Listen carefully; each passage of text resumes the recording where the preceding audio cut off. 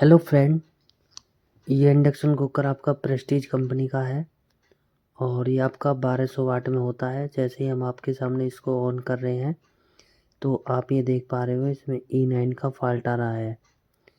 और ये induction cooker हमने पहली बार रिपेयर किया है। और वीडियो को लाइक करना है, सब्सक्राइब करना है, वीडियो के एंड तक बने रहना है और भी अच्छा लगे तो शेयर करना है। इस वाले इंडक्शन कुकर में क्या होता है, इसके जो शीशा होता है उसी में इसकी कॉइल कसी होती है और इसका जो सर्किट होता है वो तो बड़ा होता है, लेकिन इसका बॉडी का स्ट्रक्चर बहुत छोटा होता है। और ये आपका कामिया मॉडल होता है और हमने पहली बार रिपेयर किया है।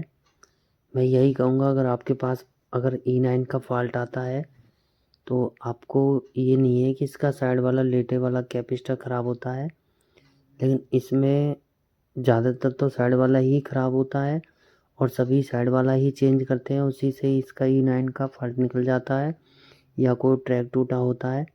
लेकिन इसको जैसे हम आपके सामने अब चेक कर रहे हैं तो अब वहाँ पे हमने आपकी ग्राउंड पे रख के हमने चेक किया तो आपके यहाँ 330 वोल्टेज आ रही है और दूसरी तरफ भी आपकी 330 आ रही है।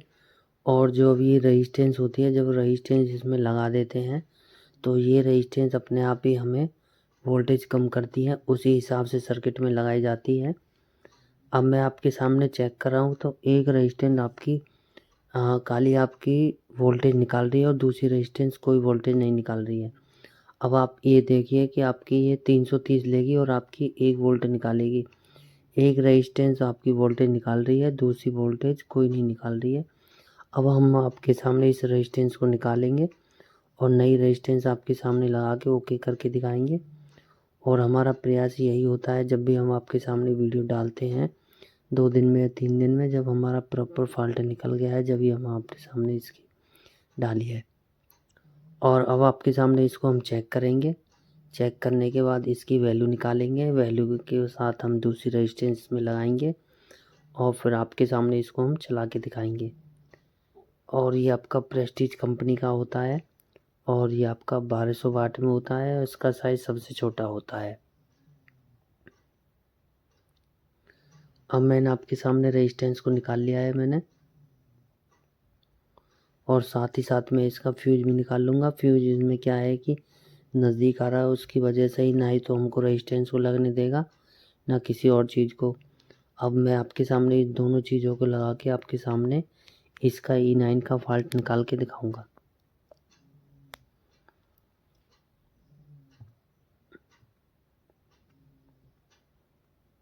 और वीडियो को लाइक करना है, सब्सक्राइब करना है, वीडियो के एंड तक बने रहना है और भी अच्छा लगे तो शेयर करना है और बेल के बटन को बजा देना है, जिससे कि जैसे कोई मैं नई वीडियो डालूँ तो आपको पता चल जाए कि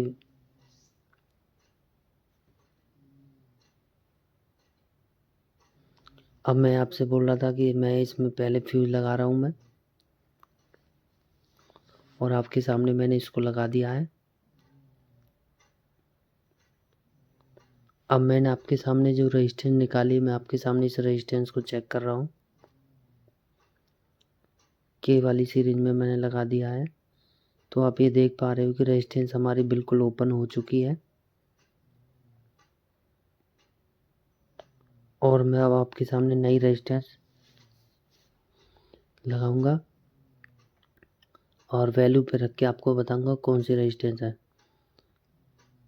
और मैं नज़दीक कर लेता हूँ, ये आपकी 820 के की रेजिस्टेंस है। और अगर मैं यही कहूँगा कि अगर आपके पास ये छोटा मॉडल आता है और आपका E9 का फॉल्ट आता है तो इसमें क्या करना है, आपको ग्राउंड पे रख के सबसे पहले तो वोल्टेज चेक करनी है कि 330 वोल्टेज आ रही है नहीं आ रही है। वहाँ पे आने के बाद दूसरी तरफ देखोगे तो आपकी जो रेजिस्टेंस है वो 1 से 2 वोल्ट निकालेगी। अगर नहीं निकाल रही है तो आपकी रेजिस्टेंस ख़राब है।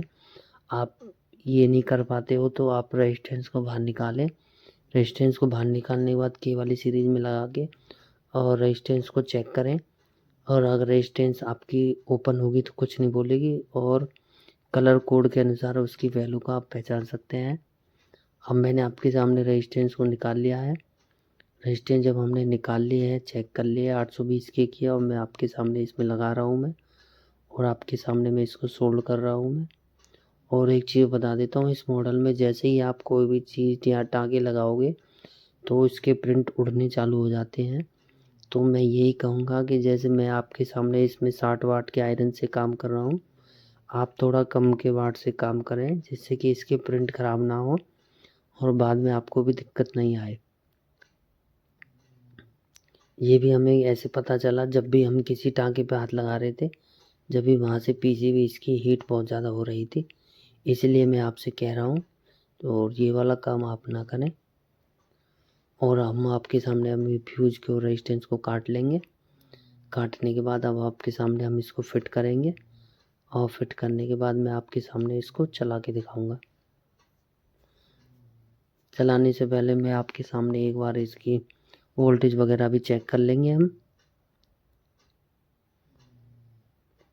और वीडियो को लाइक करना है, सब्सक्राइब करना है, वीडियो के एंड तक बने रहना है और भी अच्छा लगे तो शेयर करना है। अब मैं आपके सामने मैंने इसको बिजली में लगा दिया है। बिजली में लगाने के बाद हमने मैं मीटर को वोल्टेज पे लगा लिया। अब मैंने आपके सामने ग्राउंड पे रख के चेक कर रहा हूँ मैं। तो आप ये देख पा रहे हो कि आपकी 1 वोल्ट आ गई है। यहाँ तो आप देखिए 330 वोल्टेज आ रही है। और रेजिस्टेंस जब हमने लगा दिए तो उसके बाद आपकी 1 से 2 वोल्टेज आती हैं और आपकी प्रॉपर आ गई हैं।